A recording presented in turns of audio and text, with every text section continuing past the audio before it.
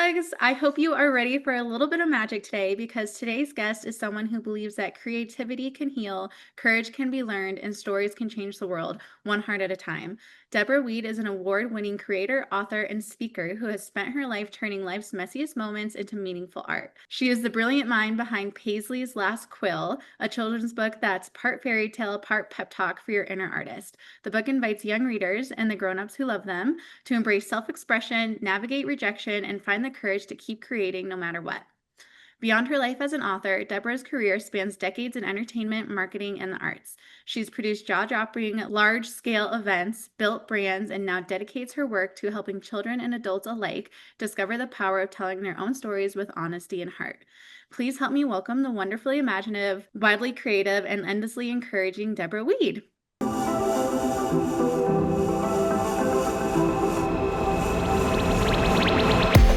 Hi everyone! Life can get a little crazy, so let's talk about it. If you're ready to dive deeper, talk about what really matters, and feel a little more empowered, then you're in the right place. I'm your host, Carly Dockstader. I'm a life coach, baker, dog mom of 2, and you're always there for you gal pal. And I'm so excited to have you join me. So grab your fuzzy socks, put on your comfy pants, and let's have girls' night.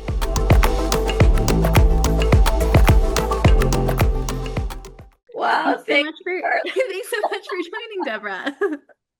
That was so sweet. That was so wonderful. And I love how you introduce everybody or welcome everybody with Lovebug. I mean, talk about imagination and filled with love right there, right there. Oh, thank you so much. I really appreciate that. You deserve the intro. You're such a great person.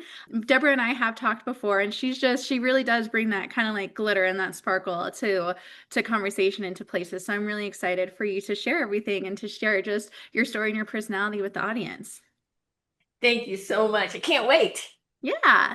So I guess we can go ahead and get into it. So I mentioned this in the intro, but you did write a children's book, Paisley's Last Quill. I love it. It's so funny that the name is Paisley because for everybody who doesn't know, my sister just had a baby, but when we were talking about baby names for this baby, my brother was saying that he wants to name his future baby Paisley, but that same week I was like, oh my God, Paisley is such a great name before my brother told me that. And now there's Paisley again, Paisley's Last Quill. So I love the story. I love the title. So I'm curious for you to share with the audience what actually inspired the story and what message were you hoping would stick with children and really their parents and the adults reading it to them after reading it.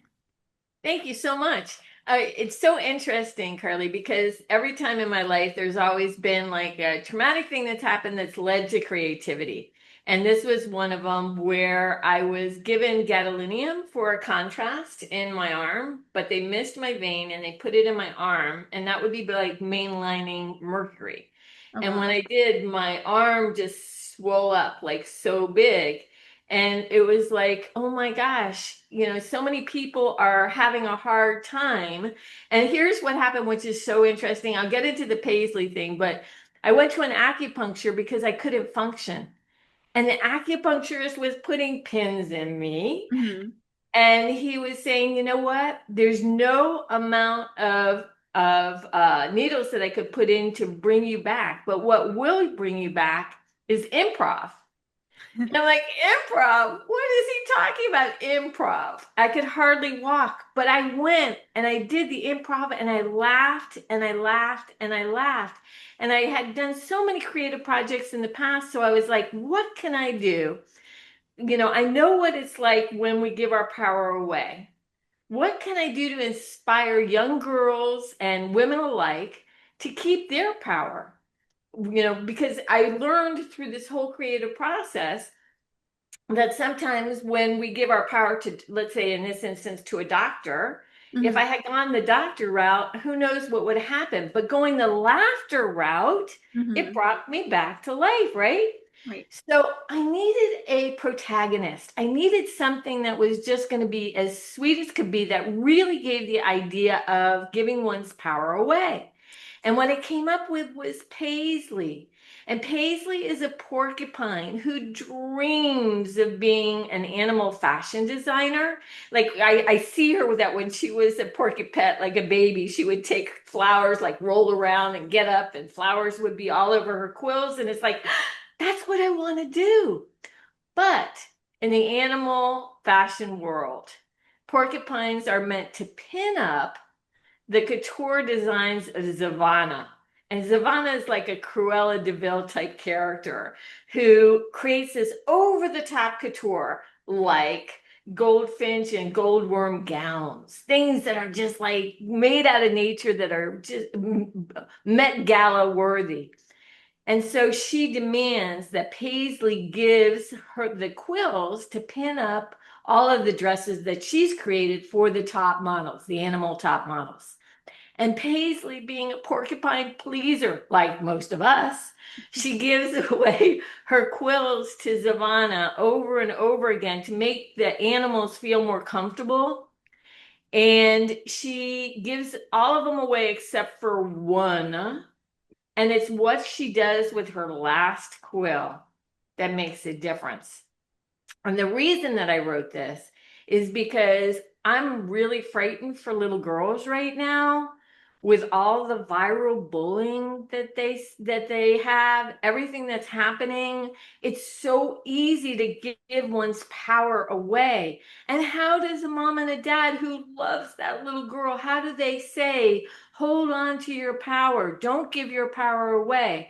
So this book is more than just a children's book. It's an anthem of please don't give your quills away. Watch Paisley as she does this and realize that you are just as powerful as Zavana and or any other bully or person in your life that seems to have it more or be better. Mm-hmm.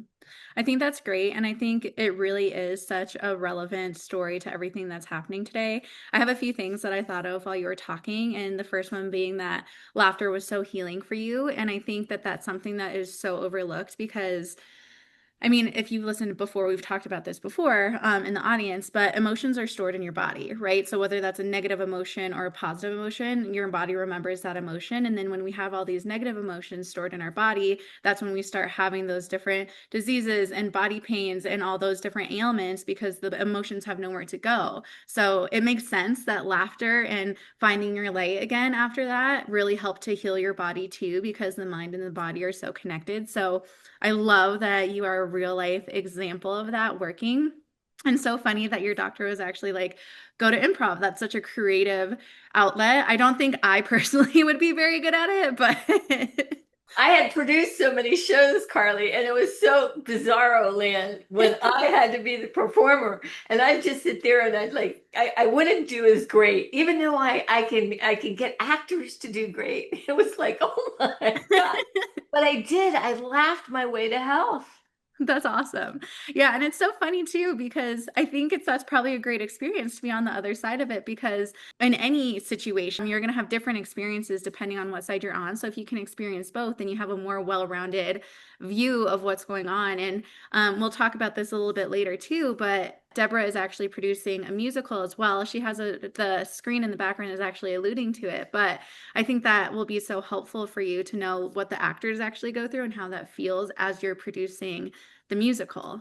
Yes, and I have done so many smaller musicals for kids, but the one that I have planned is over the top, big, gigantic. So it will help me. It will help inform me. Something else that you brought up too, and I think this is super relevant. So you touched on people pleasing, online bullying, and holding on to your power. And I think in today's modern age, this is so relevant, especially the online bullying. It's really hard to get away from it, right? In the old days, you could go home, you could get away from it, you could be surrounded by people that loved you.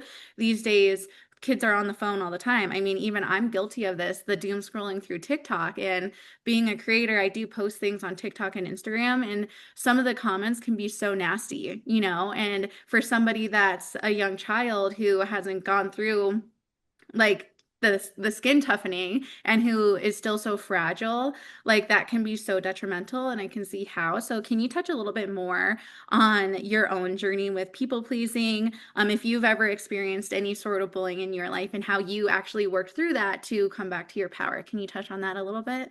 Absolutely, Carly. Wow, what great questions. For that one, when I was a little girl, I was so sensitive Like I was a natural born social worker. Give me somebody with a problem and I'm there, just holding their hand, just with love. I didn't know what to do, but I cared profoundly.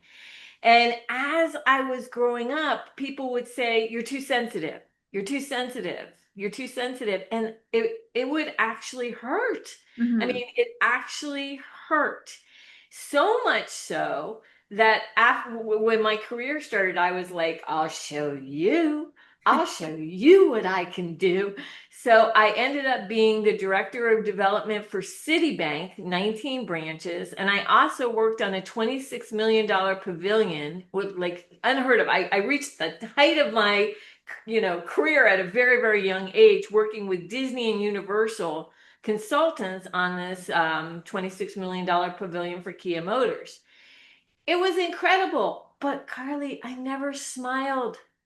I Hmm. never smiled. And another thing that I did over and over again that I saw, there was one boss who did bully me. And I Hmm. went to human resources and they were like, "Deborah, please stay. We want to replace you as that top position." And you know what I did? I knew that she had a family and that she was a single mother.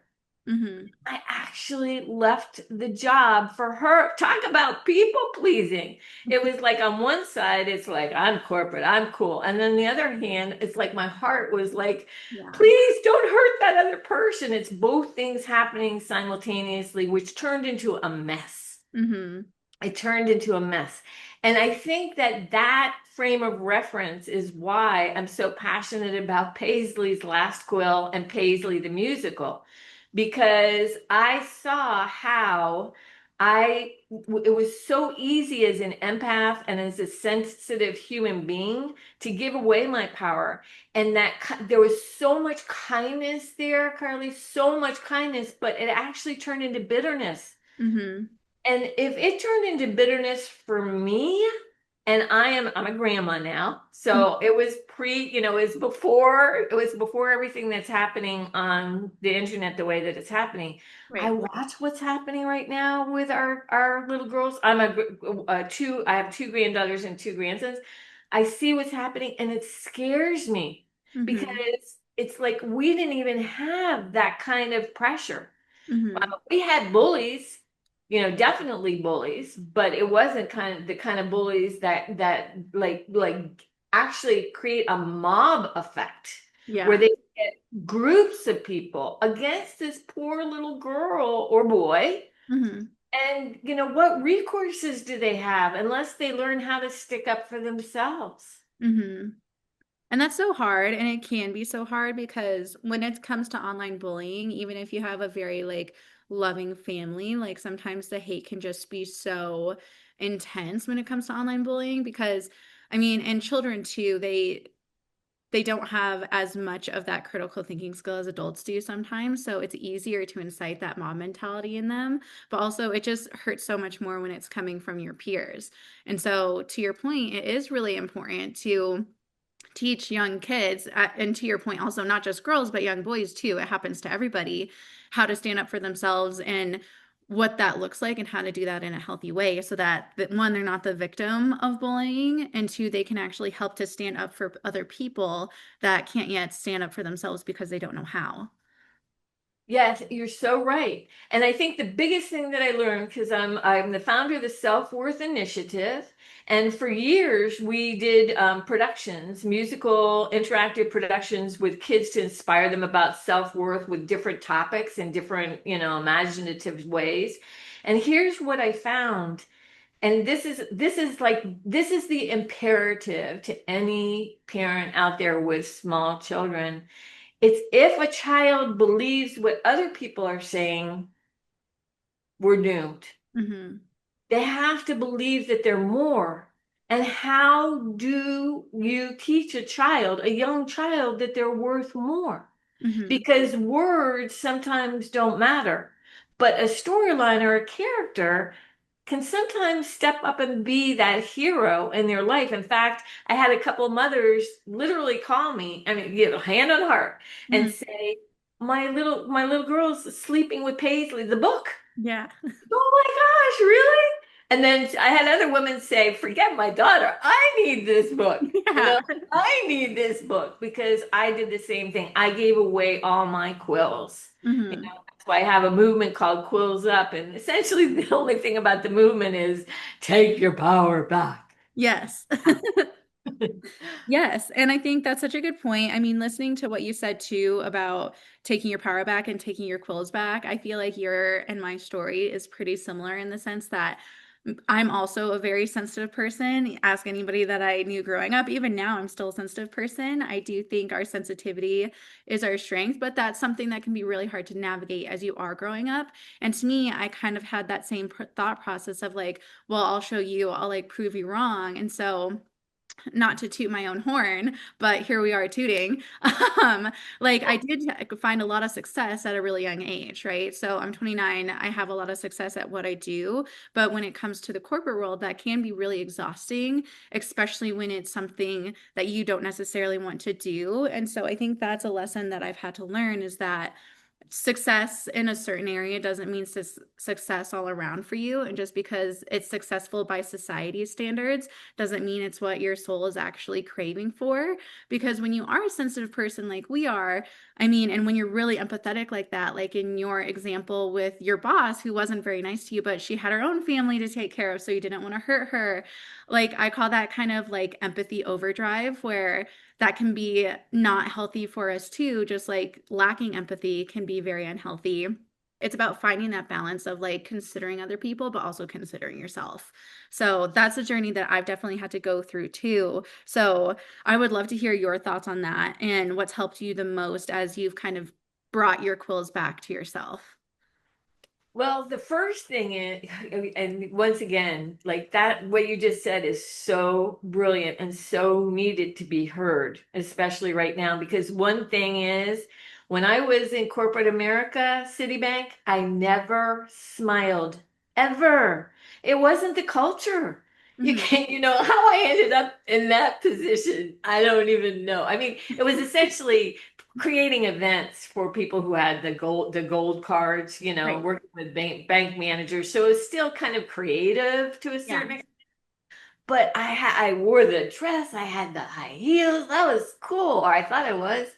But my personality, like you said, my soul, there was the artistic aspect of my soul was missing.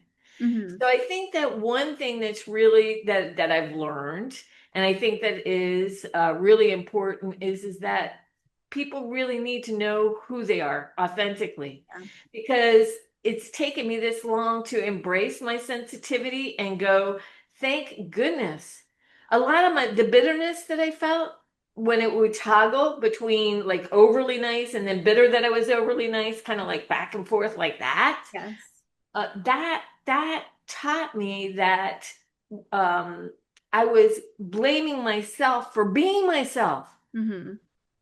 Blaming yourself to be yourself is like not okay. But Hmm. it's still taking me years to really get a handle on that. And I started this self-worth initiative because most people think that self-esteem and self-worth are the same thing, and they're not.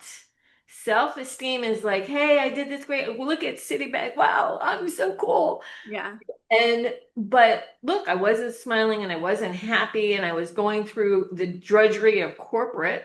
Hmm. But on the other hand, self-worth is how much I say I'm worth, or how much your child says they're worth.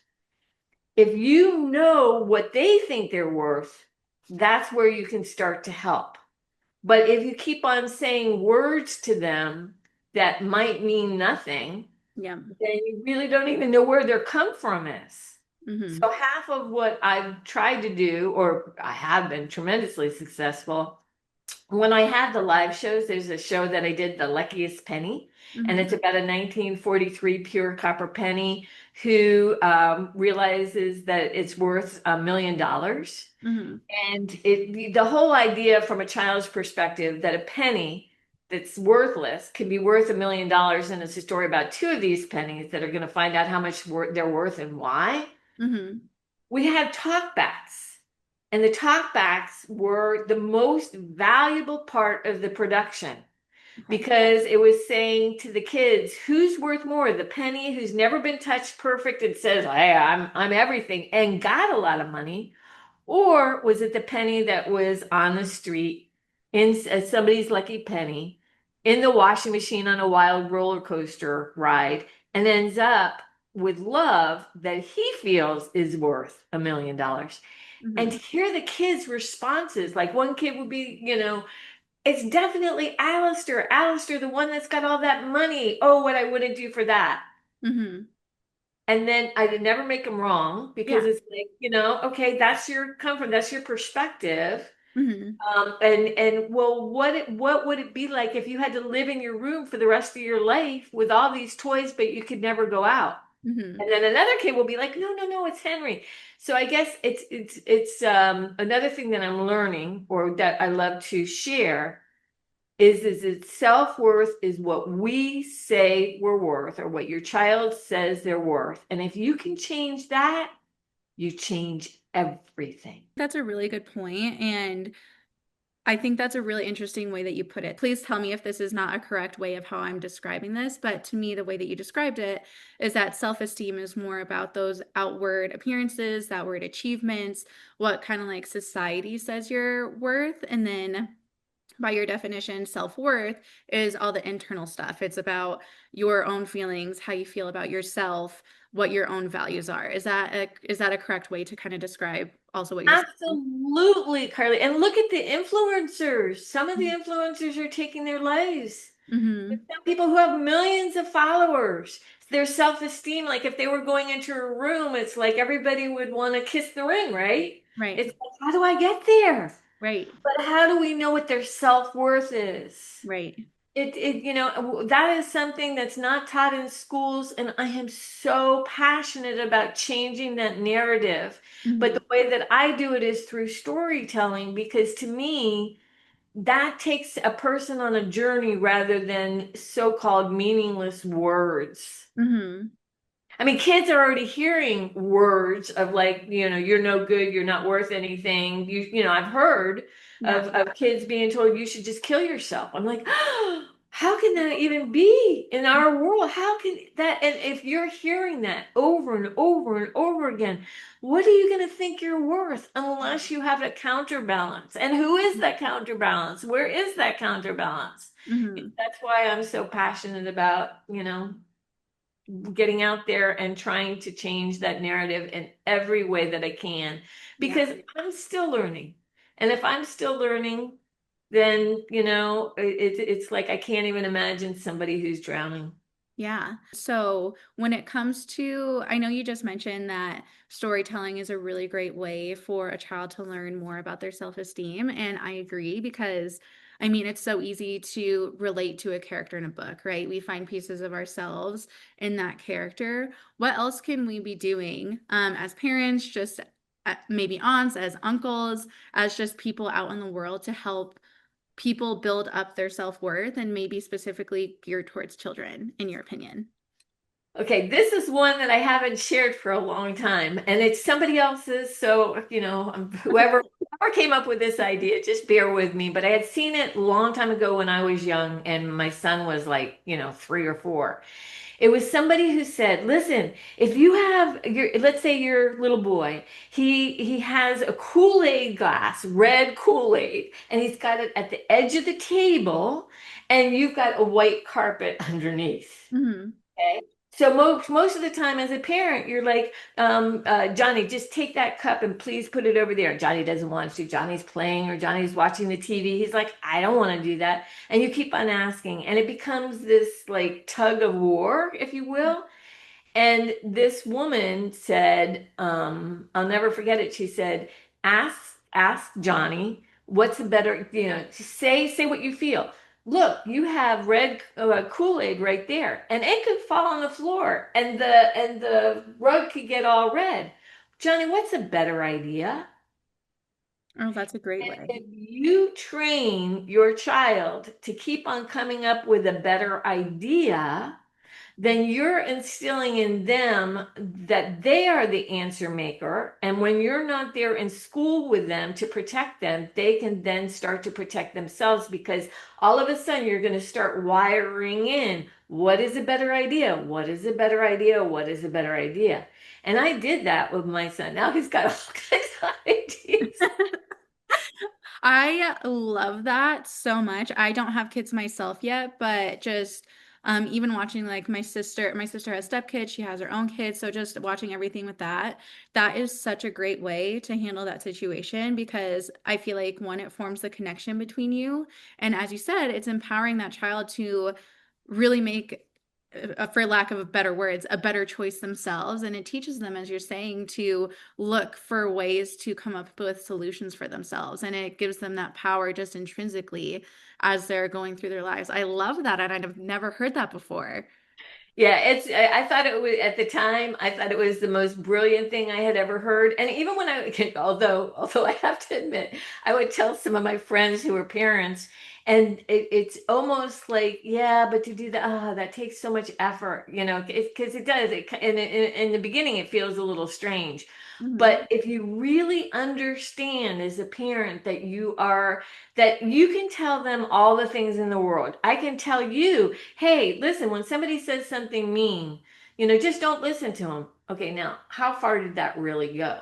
But Right. if I say to you, wow, that really hurt, what's a better idea? What might you do differently? Then Hmm. you're programming yourself, and that becomes real. Hmm.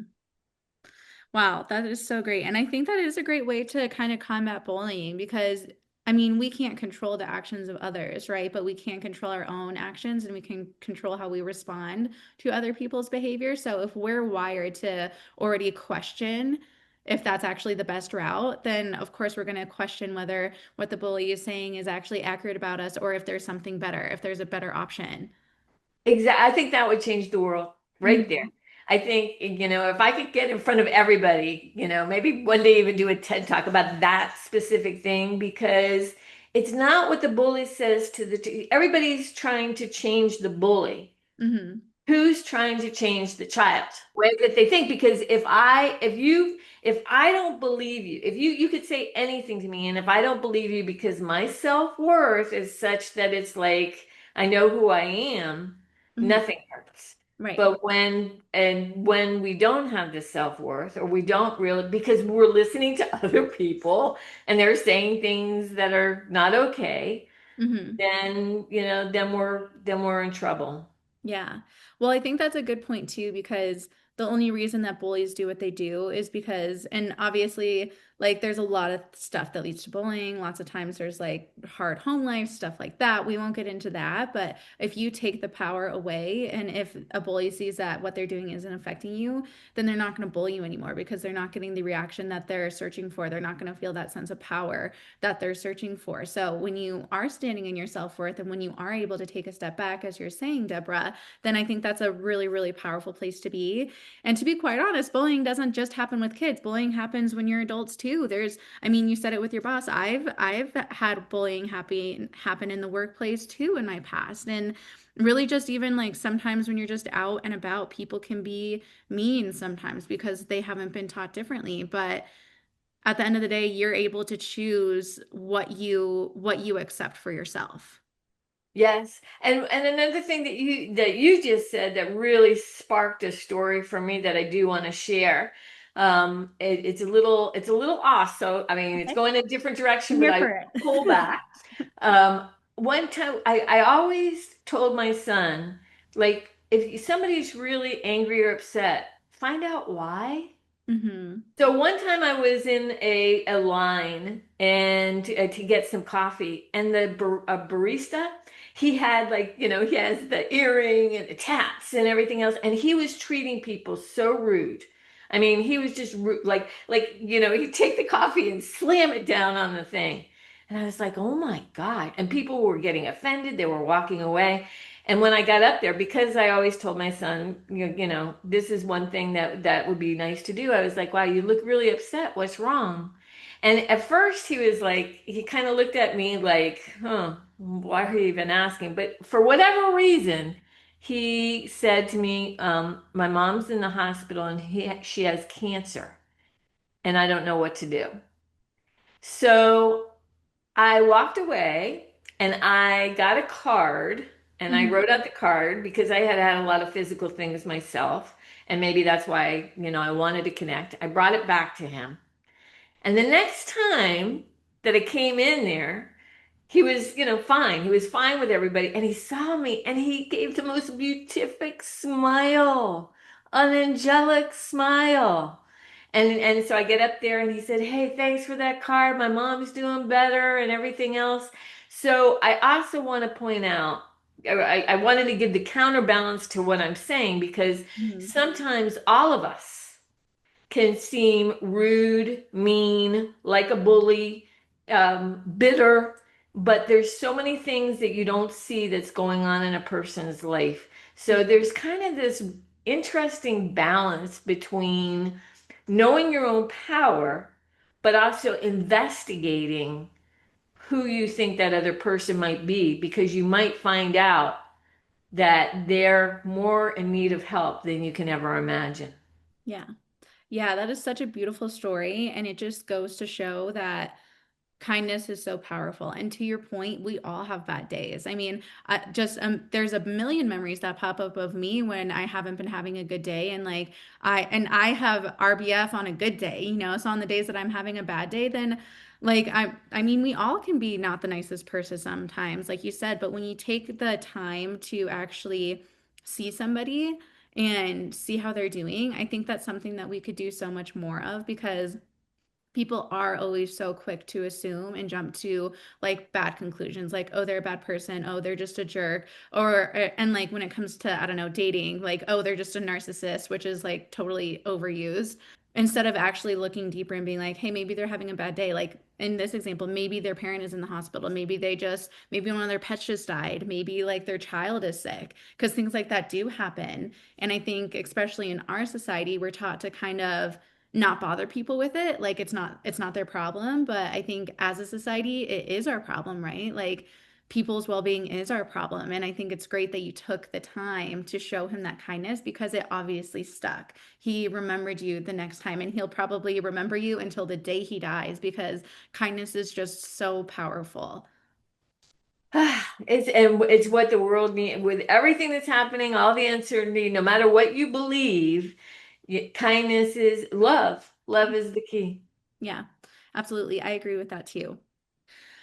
So I want to jump back a little bit to what you were talking about with your journey in your career. So obviously you started in the corporate world. You were talking about all of your experience with Citibank, and then now you're in this very creative, very expansive career where you're writing books and you're producing musicals and all this stuff. And I know that you did that throughout too, but can you talk a little bit more about what really helped you to make that leap from living a life for other people, for society standards, to living a life that's true to you and true to your heart and to what your soul wants to be doing?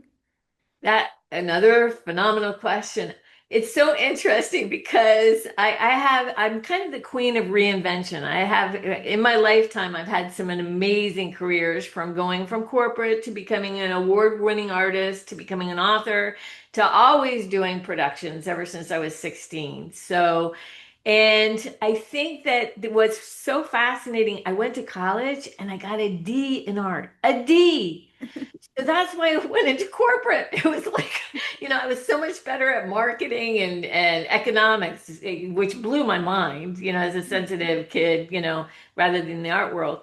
Until the help, for me, it's the universe has a way of giving me like a 2x4 over the head. A bunch of times, health wise.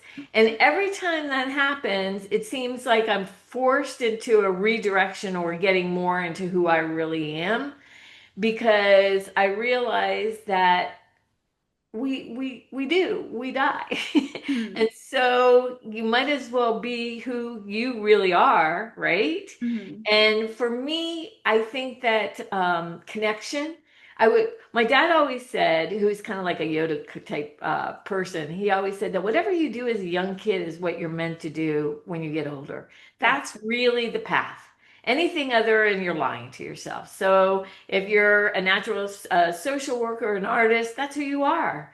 If you are a natural singer, or you just love to read, then maybe you're going to be a writer. I mean, we know our gifts.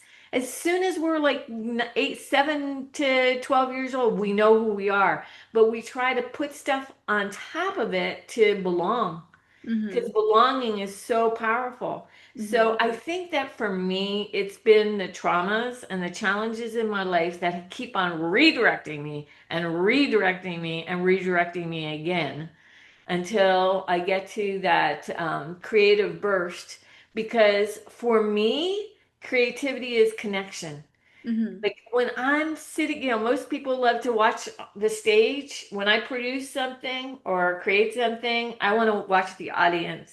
I want Yeah. to see that I made somebody smile. Oh my gosh, that's like $1 million. That's like the penny. For me, that's like the $1 million that I'm looking for. Mm-hmm. So I guess I had no choice because my body kept on saying, nope, nope, nope, nope, nope. And until you get into the flow of who you really are and be the sensitive empath, or whoever that is, Mm-hmm. until you become that, we're just going to keep on putting you down for the count. So I'm like, I don't have a choice.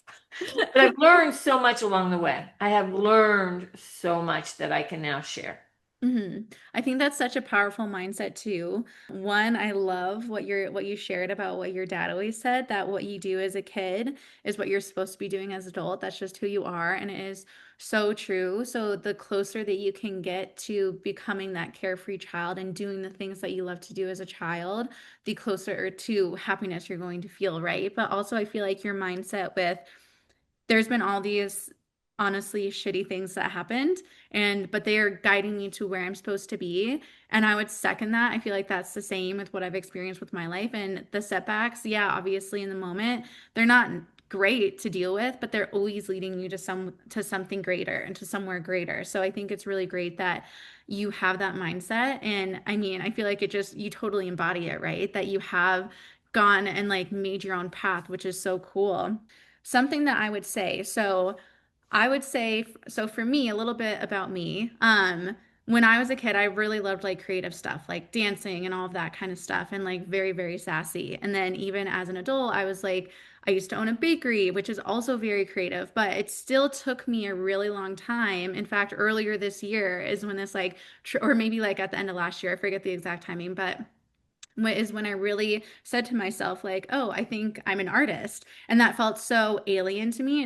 It felt so unfamiliar. And I was like, oh, no, like, because before that, I was like, no, I'm not creative. I'm not an artist. But truly, like, the things that I enjoy most in life is creating things, whether it was pretty cakes or even just like pretty charcuterie boards, anything like that. I was like, I think I'm an artist and I love painting all this different stuff.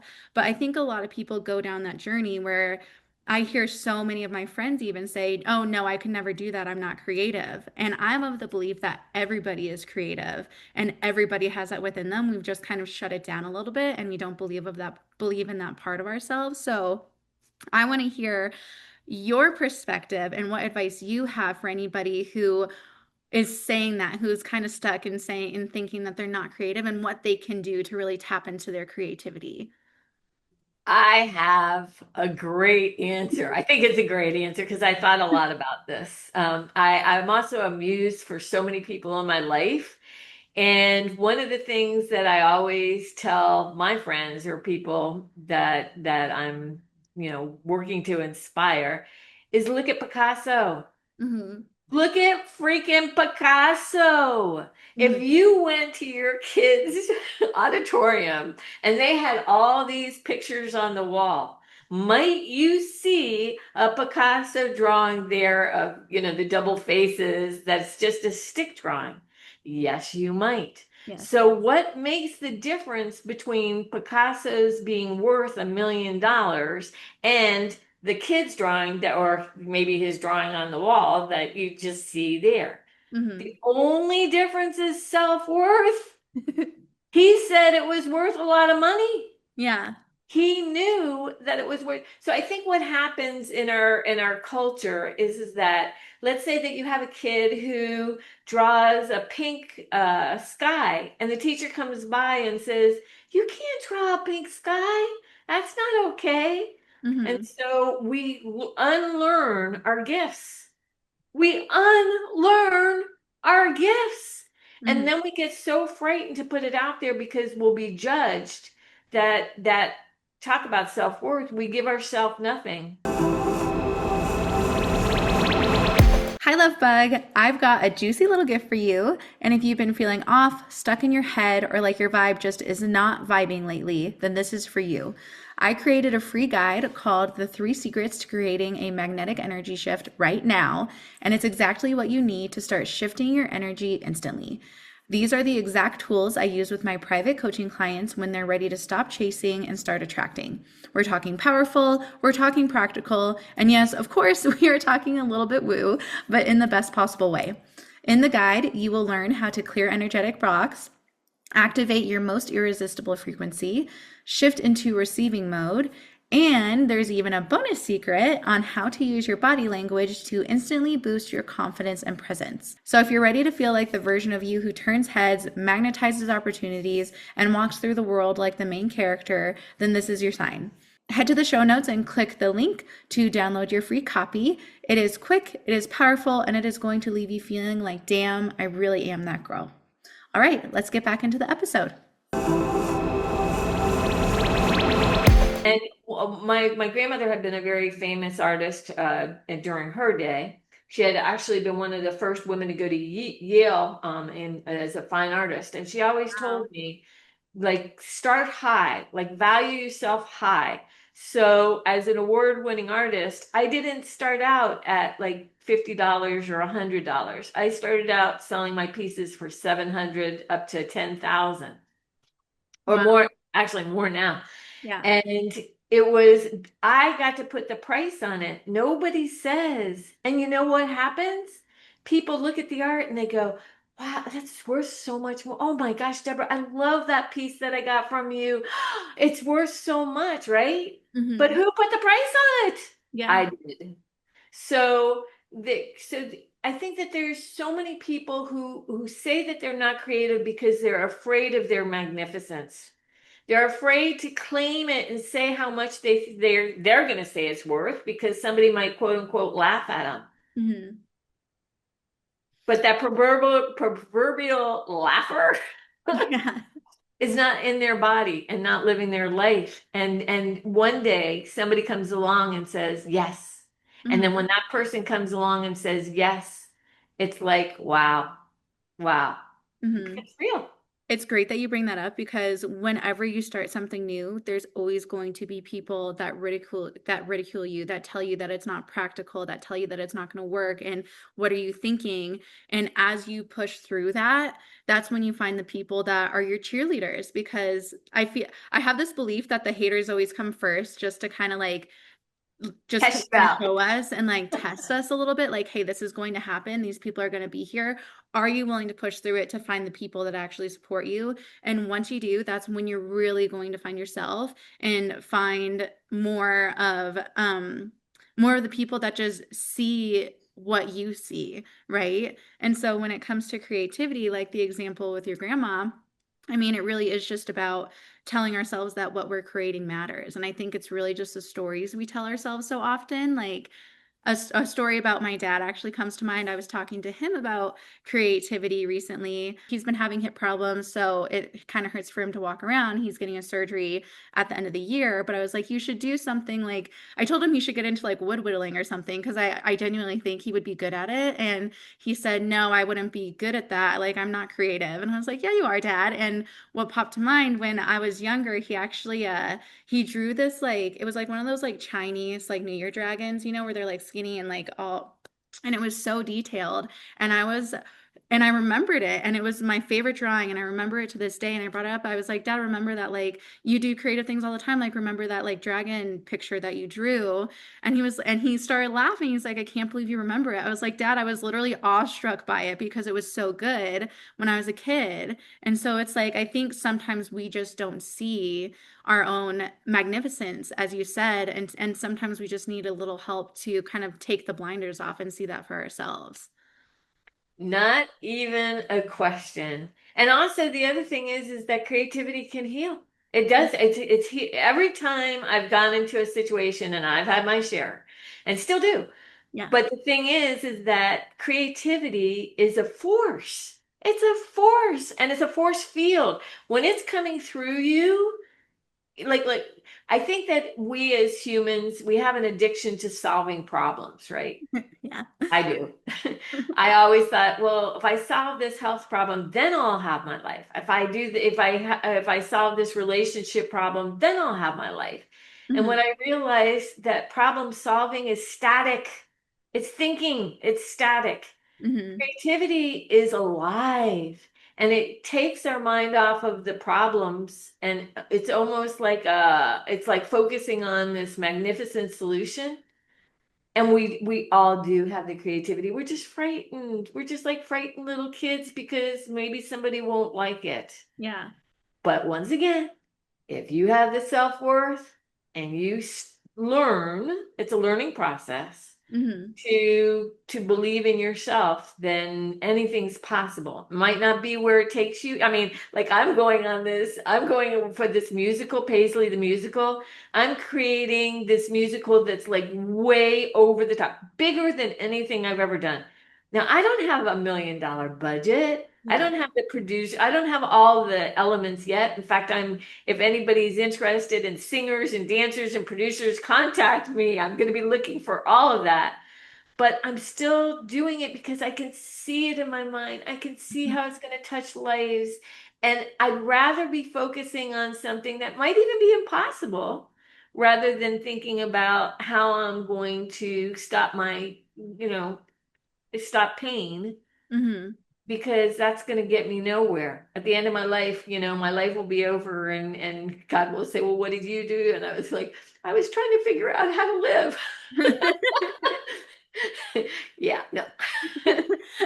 Well, let's talk about Paisley the musical a little bit more because I think it's so cool that you are doing that. And I applaud you for going after it. And you see the vision. The fact that you see the vision so clearly means that it's meant to happen, right? Means that it's meant to be. So, can you talk a little bit about Paisley the musical? And I know you just mentioned it, but I believe you said that you're doing a global roll call. Is that what it's called? Collaboration. A global collaboration for the musical. So can you touch on that and explain that a little bit? Absolutely, Anybody that's interested in absolutely. the Yes, audience? yes. So one of the things that happened with the book, Paisley's Last Quill, a lot of the moms were saying, as I had mentioned to you, they were saying, I need this. And so recently, after COVID, and I can't do the live shows like I had for the Mhm. kids, that's what I had been doing for years and years in New York and Miami and all over the place. What I decided was, why not go for my big over the top dream?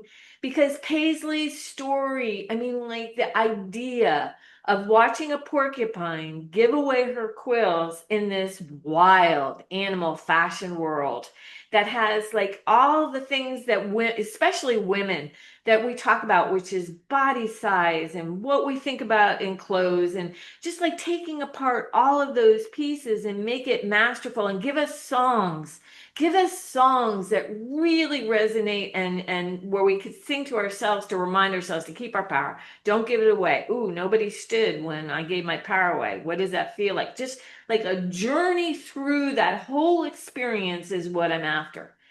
However, as mentioned, I for this one, usually I had been able to do them. It was manageable, but this is like I watch Wicked or The Lion King and I'm enthralled and I'm like, that's what I want to do. So how do I get there? And Right. I'm thinking just put it out in the world and see what happens. Look for the singers and the dancers and the producers, invite them to contact me and why not have a global collaboration? Nobody says we can't. What will it look like? I don't even know. But I know that little by little, maybe I'll find the next Idina Menzel. Maybe I'll find a producer that's to the scale of Wicked. Maybe, all like I have all the conceptual pieces ready to go Mhm. that are brilliant. In fact, I had my inner circle come, and from the first song, they were crying. From the first song, but it's still conceptual. It's still a conceptual artwork of like, this is what it would look like, this is what it would feel like. Mhm. And the reaction that I've gotten from the very small group of people has been so outstanding. Yeah. So yeah, the I just want to create something that's magical realism where every viewer who sees it will walk away with going, I know I know what it's like to give away my power, and I know what it's like to reclaim it, and it's kind of a reminder, and I have these songs to take with me as a souvenir. Oh, I think that is such a great goal for it. And even though you're in the beginning stages, I mean, I can feel it, right? You can feel the passion that you have behind it. So for anybody who is interested in being involved in Paisley the musical, how can they best contact you in order to do It would that? Thank you. It will be through Paisley'sFashionForest.com. Paisley'sFashionForest.com. And one of the pages is there's a place where you can fill in your name and tell me a little bit about yourself and what you do. I want to know. I want to meet you because you just never know. Usually, what happens in musicals is a producer or somebody comes around and then they workshop a play. It could take 7 years. I mean, it could take years and years and years to workshop it, get it right, tweak the music.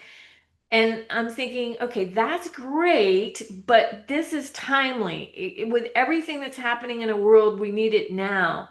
Yeah. I've seen that the book worked. It was a 5-star book. It's proof of concept. So it's not just me saying, got an idea. No, this is like thought through. This is, my heart. And I often go to bed just like dreaming of being in the audience and watching people be touched and feel like, okay, I accomplished what I needed to.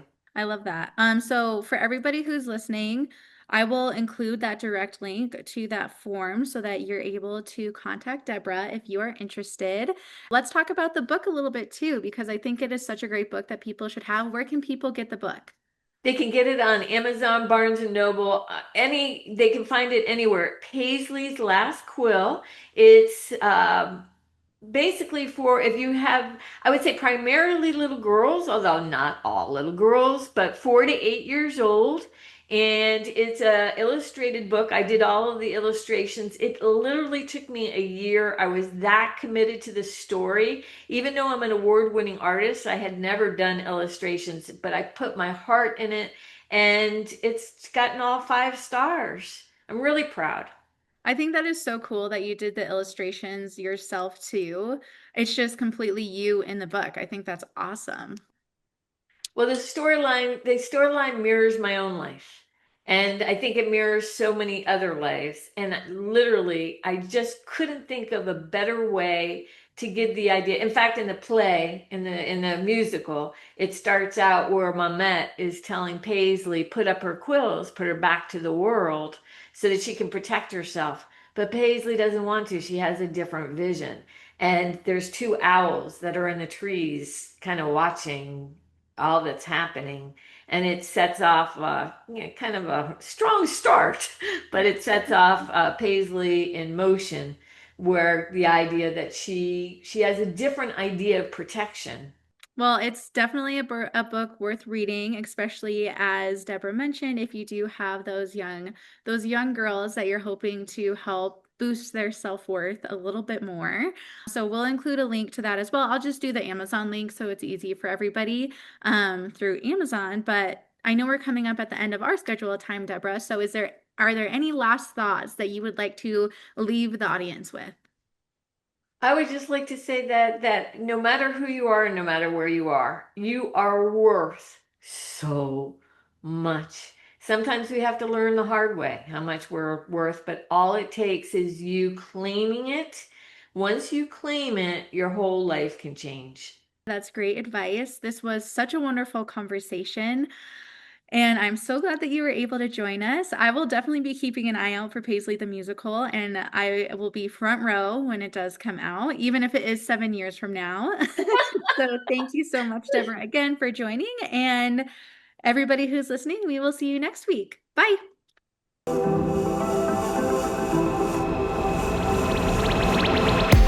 Thanks for listening. I hope you enjoyed the episode.